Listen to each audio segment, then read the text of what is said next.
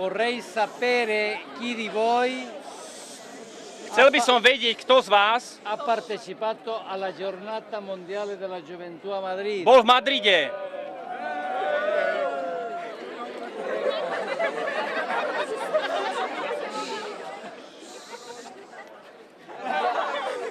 Abbiamo vissuto un autentico festival della fede. Prežívali sme tam autentický festival viery.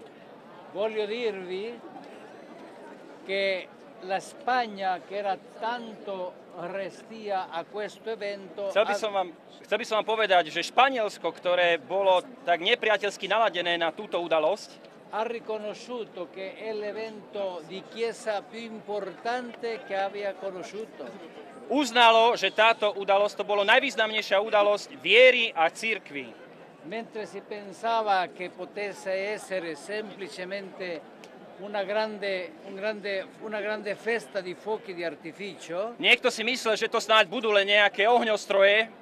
gli spagnoli hanno potuto vedere che si trattava di un autentico itinerario di fede. Španieli uvideli, že sa jedná o autentickú skutočnú cestu viery, ktorú ste preukázali. Che i giovani che partecipavano stavano non per turismo, Mladí, ktorí sa toho zúčastnili, tam neboli kvôli turizmu, prima di tutto per esprimere la propria fede in Gesù, ale aby vyjadrili svoju vlastnú osobnú vieru v Ježiša Krista. per far sentire quello che significa appartenere alla Chiesa Aby ukázali to, čo znamená patriť k cirkvi. e nel contempo essere una parola di rinnovamento per questa società. A súčasne ukázať tejto spoločnosti, že môžeme byť aj prvkom obnovy pre túto spoločnosť. Il grande messaggio è che il mondo ha bisogno dei giovani, Veľký odkaz je, že svet potrebuje mladých. il mondo ha bisogno di voi, Svet potrebuje vás, perché per ringiovanirlo e farlo trovare veramente la sorgente della vita ed il senso dell'esistenza. aby svet omladol, aby našiel svoj zmysel, aby našiel zmysel svojho života.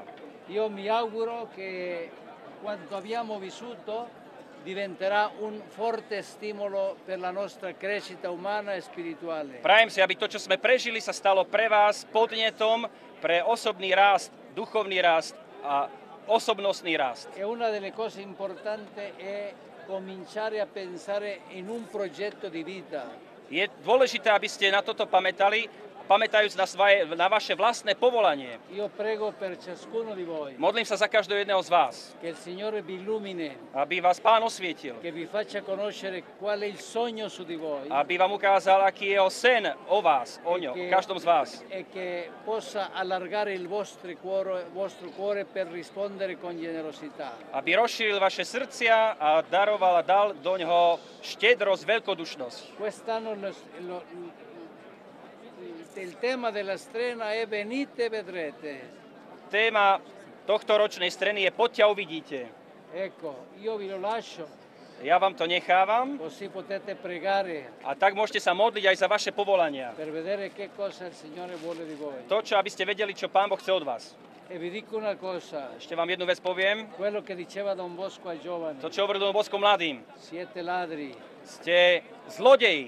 avete rubato il mio cuore. Ukradli ste mi srdce. Grazie. Ďakujem.